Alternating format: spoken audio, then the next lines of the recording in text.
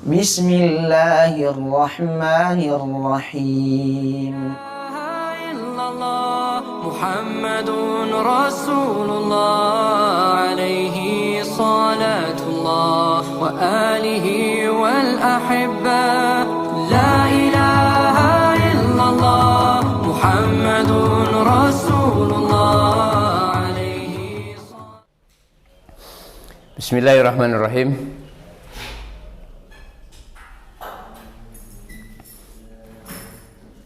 Assalamualaikum warahmatullahi wabarakatuh.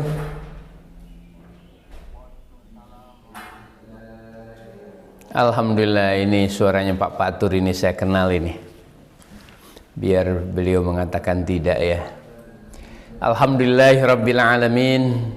Allahumma shalli wa sallim wa barik ala Rasulillah wa ala alihi wa ashabi ajma'in. Amma ba'd. Alhamdulillah, ihwani fillah rahimakumullah. Perkenan Allah, pada hari ini kami dan kita semua bisa bermuajahah dari jarak yang sangat dekat sekali. Kalaupun kemudian secara fisik tentu saja kita berjauhan, namun demikian karena pada akhirnya pertemuan-pertemuan virtual seperti ini menjadi karakter pelan-pelan dari pola komunikasi kita.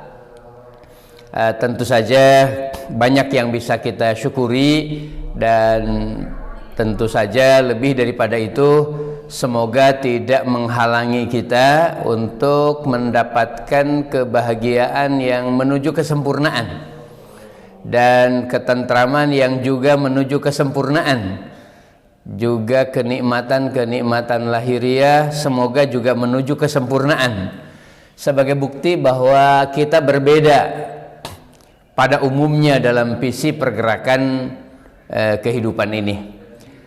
Teman-teman di Dakwah Center kemarin menyampaikan kepada kami untuk bisa berkomunikasi untuk judul-judul yang relatif masih sangat klasik sekali, Namun demikian kemudian kami mengambil hikmah dalam tadabbur tadi malam. Tentu sampai jam-jam 9:30 lah kami coba lakukan. Kemudian setelah itu pada saat bangun kembali lagi kemudian mencoba merenungkan dari tema yang disampaikan kepada kami. Bagaimana upaya kita berbahagia di dalam rumah, tentu dengan kebahagiaan yang mudah-mudahan lebih bahagia dan lebih mendekati kesempurnaan. Juga kesuksesan di tempat di mana kita bertugas. Ini sangat klasik sekali, tapi faktanya memang ini yang harus dicari. Faktanya ini yang harus kita jadikan misi. Bagaimana kemudian suasana di rumah menjadi ruang yang kita tidak dihalangi sedikit pun untuk berbahagia. Sebagaimana kita juga dituntut untuk menjadi orang yang sukses, baik untuk diri kita menjadi kepuasan dalam integritas kerja kita, maupun kemudian menjadi tuntutan perusahaan untuk sebuah target-target yang besar, tentu saja menghadapi kondisi akhir zaman dengan pola pendekatan ekonomi yang luar biasa.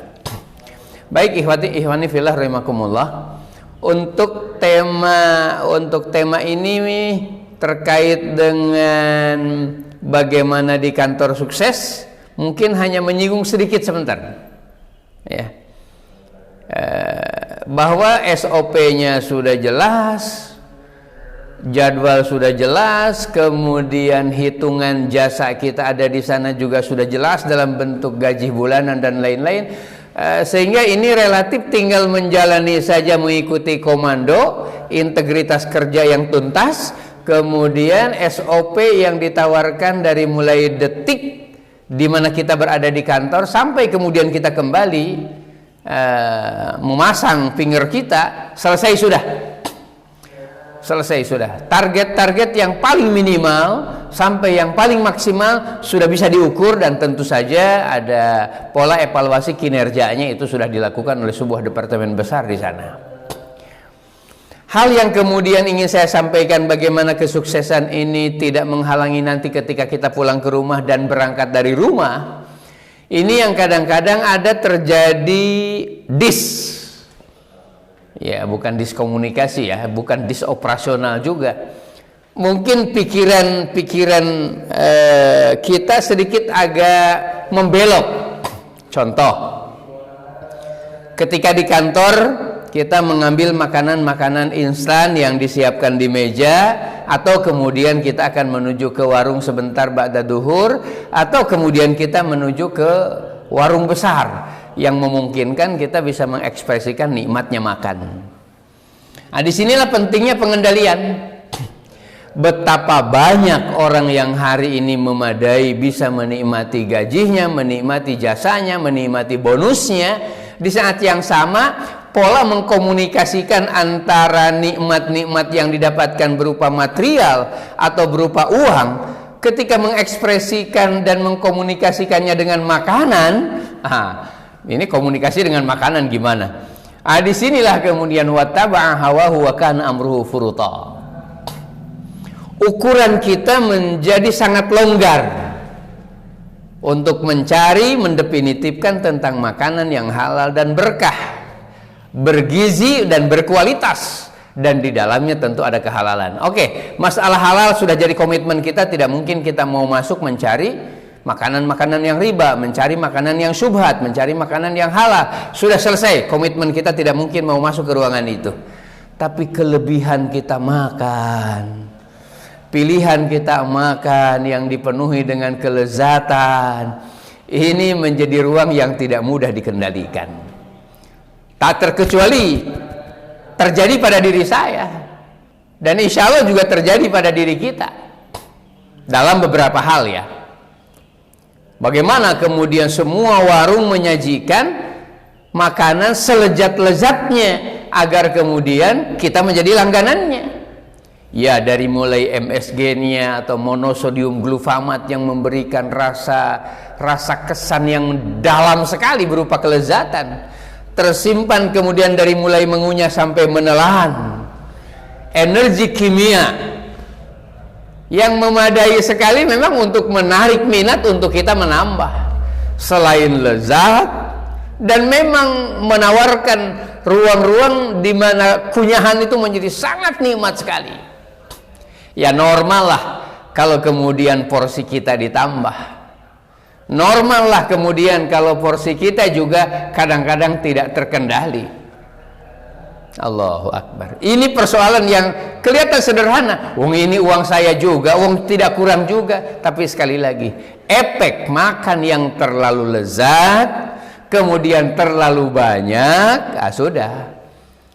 Inilah yang kemudian naudzubillah min dzalik, detik-detik menjelang pensiun atau setelah beberapa saat pensiun baru kita menghadapi efek yang kemudian merupakan akumulasi pola makan yang seperti itu. Ya, tentu tidak bijak kalau mau menyebut satu persatu. Teman sahabat yang waktu itu kita sama-sama di kantor, hanya dia lebih senior, hari ini dia sudah ada di ruang pensiun. Masya Allah, wajah yang kemudian begitu terang, begitu indah, begitu segar, strong matanya begitu hebat waktu itu. Hari ini belum sampai 10 tahun dia pensiun, belum sampai kemudian 5 tahun pensiun, bahkan menjelang pensiun sudah dihadapkan dengan hal-hal yang terkait dengan resep yang kemudian itu mengikat untuk menjadi resep bulanan, bahkan ada yang sudah resep menahun. Inilah Allah sampaikan, memang kita bukan jadi orang kafir, tapi sikap mental kita dalam persoalan makanan dekat-dekat dengan mengingkari apa yang Allah dan Rasulullah SAW tunjukkan. Jadi bukan kita tidak sholat, bukan kita tidak berinfak, bukan kita tidak puasa, bukan kemudian kita tidak sholat sunat, tapi semua hal-hal yang terikat dengan ibadah telah mengikat kepada diri kita dalam bentuk kaifiat. Di saat yang sama ternyata kita tidak bisa mengikat diri kita dalam hal-hal yang terkait dengan hawa, keinginan makan atau hawa nafsu. Ya, saya berani mengatakan bahwa di tempat ini banyak orang yang sangat longgar. Ketat waktu kerja, ketat waktu dia beribadah. Tapi di saat yang sama begitu longgar, tak terkecuali ustaz yang kita kenal dengan ayat dan hadis yang selalu tersampaikannya. Ternyata dia tidak konsisten dalam persoalan menyangkut tentang makan. Allah sudah tegaskan dalam Quran, alladzina kafaru wa tamatta'una yakuluna kama ta'kulul an'am wan naru maswal lahum. Salah satu di antara yang teridentifikasi orang yang mengingkari Allah. Kalau ini total ya, mengingkari semuanya. Tapi ini yang mengingkari dari sisi-sisi yang bersifat kemanusiaan. Masalah makan. Yang lain istiqomah dengan ibadahnya, yang lain istiqomah dengan puasanya, istiqomah dengan kaifiat-kaifiatnya, konsisten dengan ruang-ruang SOP yang menyertai ibadah. Tapi di saat yang sama begitu makan, tak terkecuali ustadz, tak terkecuali manajer, tak terkecuali kemudian komandan, tak terkecuali kemudian orang yang dikatakan pemimpin, apalagi anak buah. Banyak di sini melonggar. Inilah kemudian ya, camilan makan terus. Ya, begitu periksa 6 bulan terlihat apa yang kurang, apa yang positif, apa yang negatif ketika general check up. Semuanya berawal dari persoalan komitmen makan dengan sunnah yang menyertainya. Ini yang berat. Nah, sekali lagi monggo bismillah, karena SOP di meja sudah ada, SOP di depan kantor sudah ada, sikap dan pertumbuhan nilai yang ditawarkan oleh perusahaan juga sudah ada, semuanya lengkap. Tinggal kemudian kita mencoba mengendalikan yang satu ini yang sebenarnya merupakan kemerdekaan kita mengaturnya. Siapa yang mau mengatur bahwa kita hanya 1,5 porsi? Siapa yang harus mengatur kemudian nasinya hanya 1/4 di piring? Siapa yang mengaturnya? Kita semua. Bahkan istri pun kan ada di rumah. Kalau bukan karena komitmen ingin sehat sesudah pensiun, ingin sehat di saat-saat usia senja, ingin sehat di usia-usia kebaikan. Ya, mari kita lihat sahabat Rasulullah SAW tentu fokusnya kepada Rasulullah SAW. Usia 53 tahun itu usia perang, awal memulai perang ketika ada di Madinah. Masya Allah, kayak apa itu perang? Ya siangnya, ya malamnya, ya kondisi fisiknya, ya larinya, ya bertahannya. Fisik membutuhkan kekuatan yang luar biasa, dan Rasulullah dengan sahabat-sahabatnya itu bukan anak-anak muda sebagaimana layaknya kita hari ini mengatakan muda di usia 30 tahun ke bawah atau 40 tahun ke bawah. 53 tahun Rasulullah memimpin perang. Tentu Abu Bakar lebih tua lagi. Ya, tentu Abu Bakar lebih tua lagi, tentu Hamzah lebih tua lagi. Dan masih lagi kemudian senior-senior Rasulullah yang ketika masuk usianya lebih tua dari Rasulullah.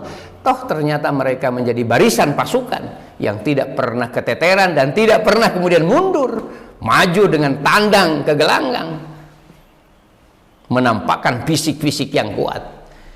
Oke, di situ ada mukjizat, tapi lebih daripada itu mereka adalah manusia pada umumnya sebagaimana kita. Terus dari mana kesehatan mereka? Dari mana kekuatan mereka? Dari mana kemudian energi perang mereka? Selain sikap mental yang ada dalam tubuhnya, nikmatnya mati syahid. Tapi lebih daripada itu, memang mereka memformat makanan sebagaimana Rasulullah memformat makanan. Di saat yang sama, dia punya istri. Dan bukan hanya satu, sedikit sekali sahabat yang kemudian istrinya 1, 2, 3, 4, bahkan Rasulullah lebih daripada itu dengan izin Allah SWT. Dan mereka juga kemudian istri-istri mereka secara biologis juga tidak pernah dikecewakannya. Subhanallah. Ya.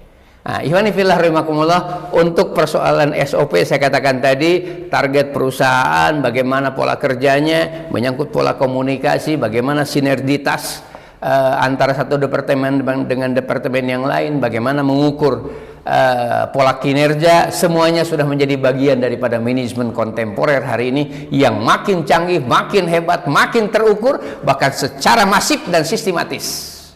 Dia mengendalikan kita layaknya mesin. Dan sukses memang. Semua belajar manajemen tentang manajemen itu. Tapi yang satu ini, kalau bukan manajemen di pikiran, perasaan, dan kendali dari nafsu makan kita salah satu di antaranya. Kita berhadapan dengan ruang-ruang yang kita tidak inginkan.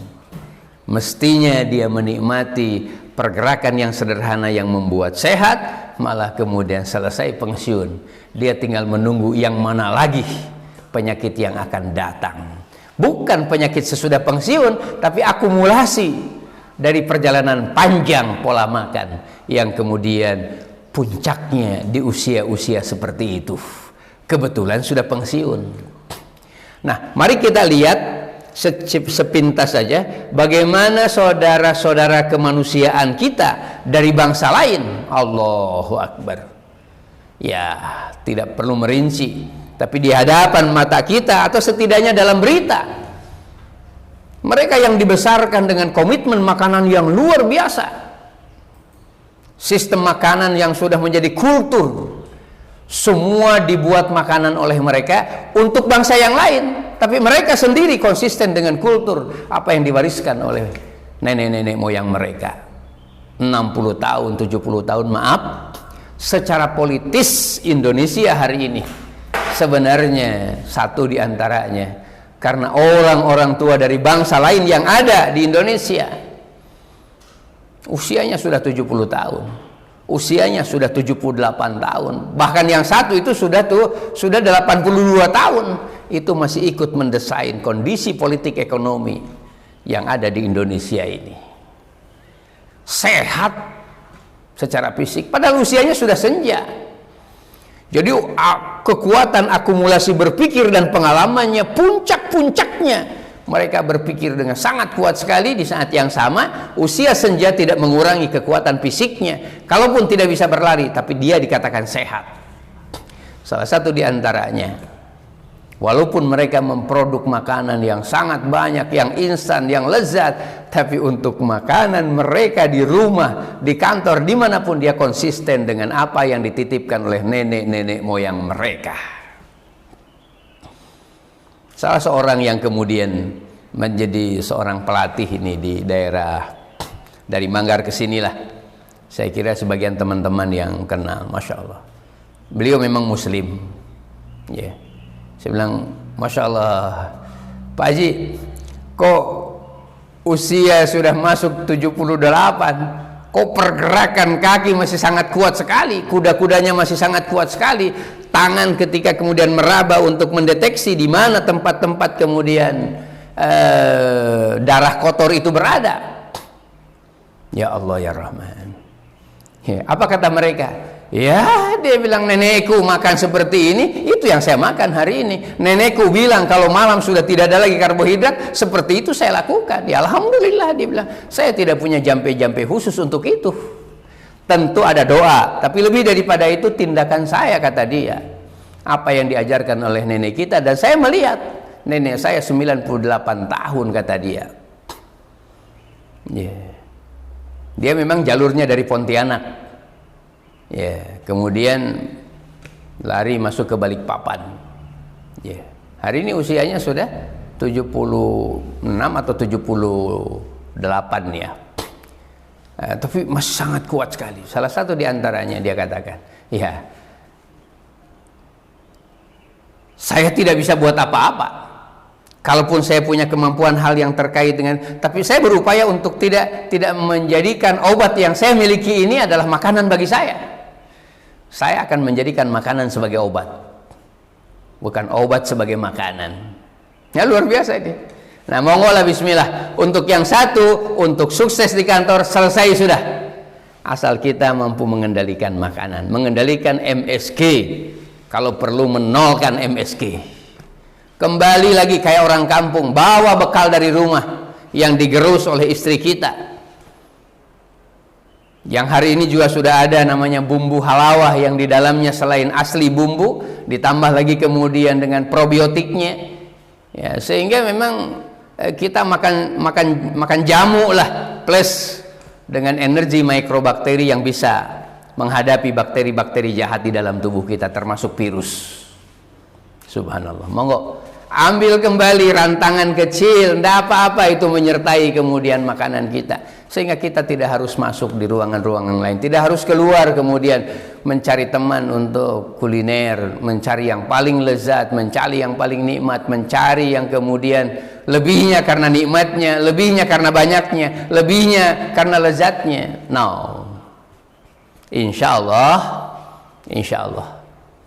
selesai tugas kita di Telkom atau tugas kita di kantor, bismillah, setelah itu kita berkarya kembali tanpa SOP kantor, tapi terbiasa membawa kekuatan energi manajemen yang menjadi pengalaman kita memanage untuk melakukan usaha-usaha mandiri yang lebih besar atau mungkin lebih bermanfaat dan bermartabat sesudah itu. Dan ini banyak dilakukan oleh mereka-mereka masih berkarya, masih menghasilkan uang, dan itu keberkahan. Monggo bismillah. 70 tahun loh, Pak Haji bukan sudah pensiun? Alhamdulillah pensiun, tapi tidak mungkin saya duduk Ustaz, pusing kepala saya. Dia lakukan apa yang bisa dilakukannya. Kami ditakdirkan pada qadarullah Idul Adha kemarin di salah satu rumah yang relatif dikenal lah di Balikpapan, di Gunung Sari, naik ke atas sedikit. Ya, dia seorang petinggi partai memang. Ya, tapi lepas daripada itu, ibunya itu sudah usia 78 tahun. 78 tahun. Dari bangsa lain tapi muslim. Kami khotbah di tempat itu. Sepintas saya melihat, loh, kok ibu masih seaktif itu? Kok ibu jalannya masih tegak? Disampaikan oleh putranya itu. Ustaz, ibu itu garam di mana disimpan, apa yang mau dimasak dan seperti apa hitungannya masih bisa dilakukannya. Ada karyawannya 20 untuk catering ini, lebih ditambah dengan yang bapak-bapak sopir dan lain-lain. Di rumah ini tinggal 60 orang. Nah, beberapa kemudian dekat dari tempat ini. Yang di rumah saja 20 orang, kata beliau. Ibu yang memimpin semuanya, dan ibu masih bergerak, bukan hanya telunjuk yang menyertainya, tapi dia bergerak terus. Oh, saya bilang usia seperti ini masih berkarya, usia seperti ini masih produktif, itu perlu ditulis itu, saya bilang, karena itu nanti akan menjadi pengalaman yang kuat sekali, menjadi ilmu yang bersifat aplikatif.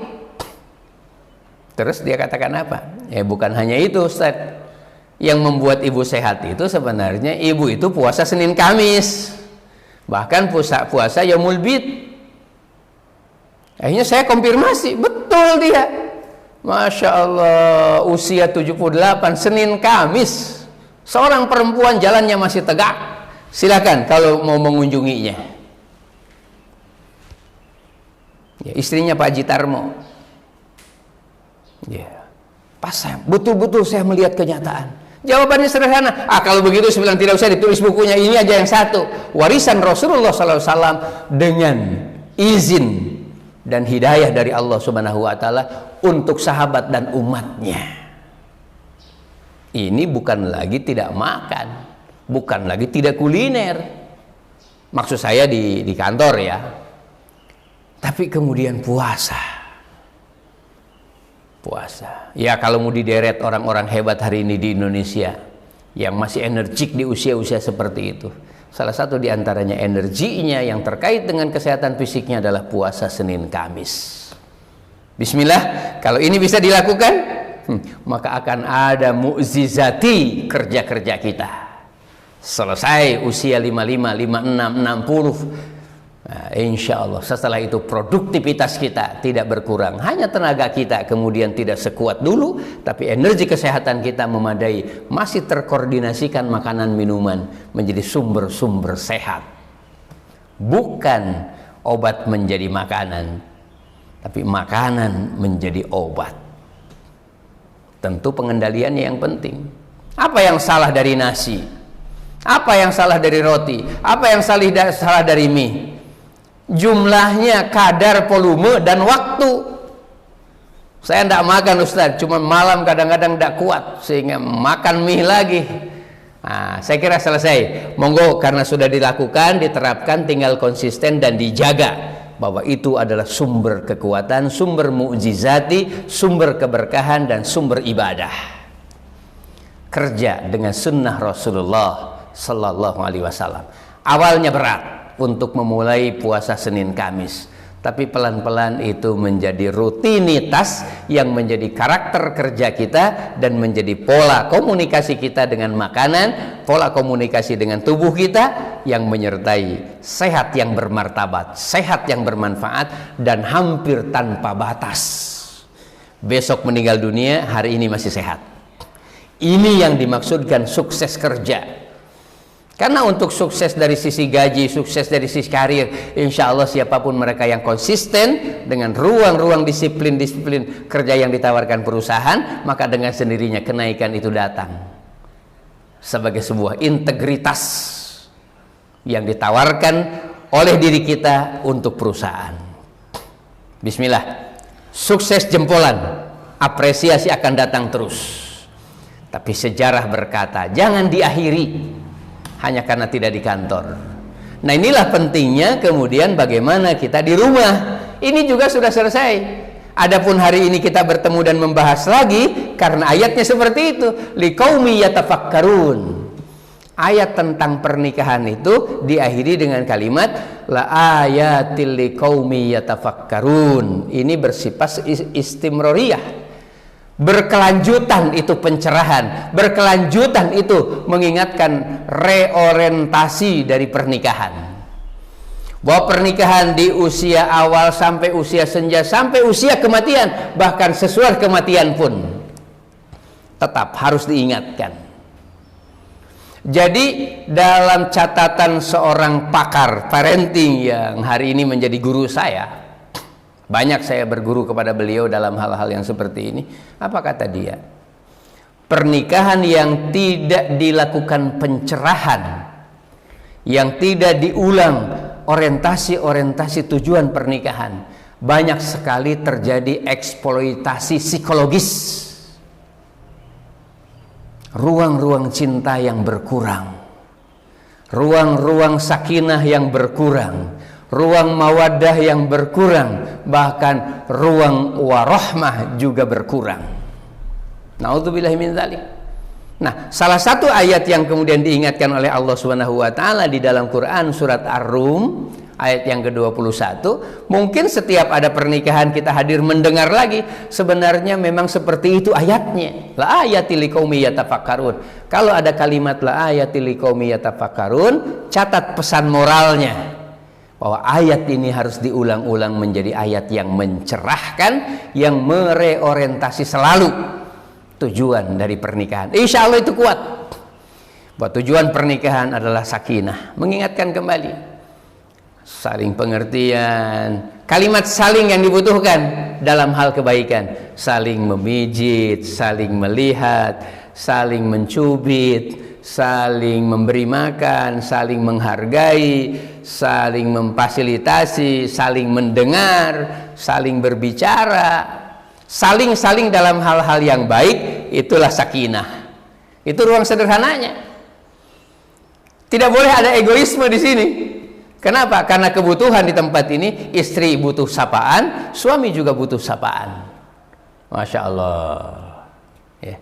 Jadi ikhwani fillah rahimakumullah, sakinah harus diingatkan terus. Buat tujuan pernikahan itu untuk saling berbagi, saling memperhatikan, saling menghargai, saling memberi rasa aman.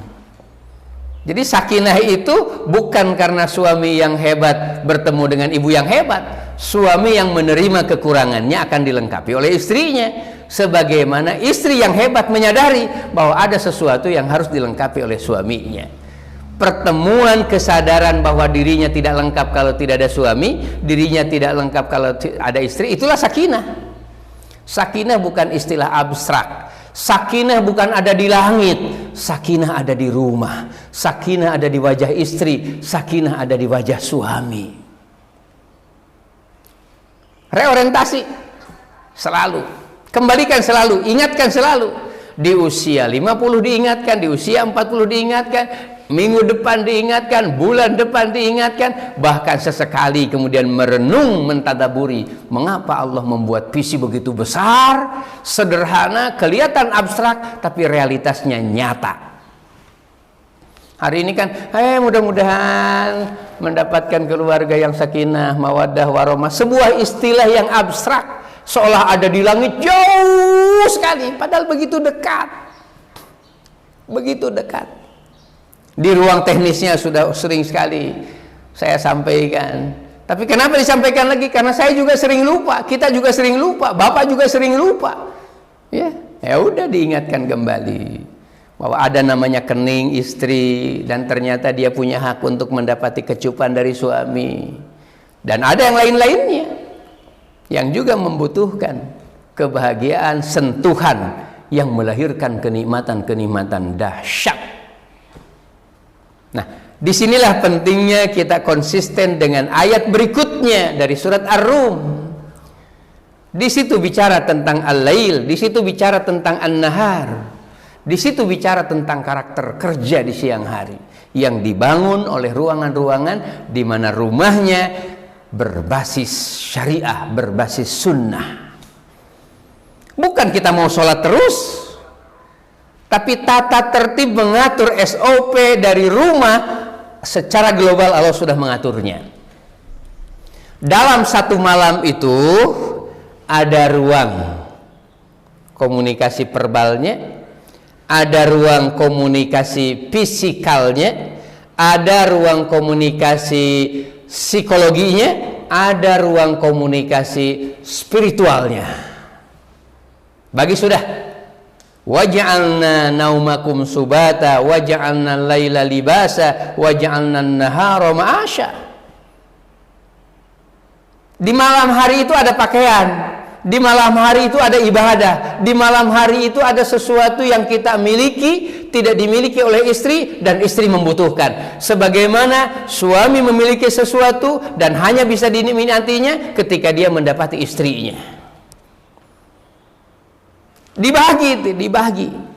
Banyak pelanggaran yang terjadi bukan pada sisi kriminal, bukan pada sisi syariat yang bersifat kaifiat. Kita tidak memukul, kita tidak marah, tapi waktu panjang jam 11 baru tidur. Pasti. Muhammadun Rasulullah.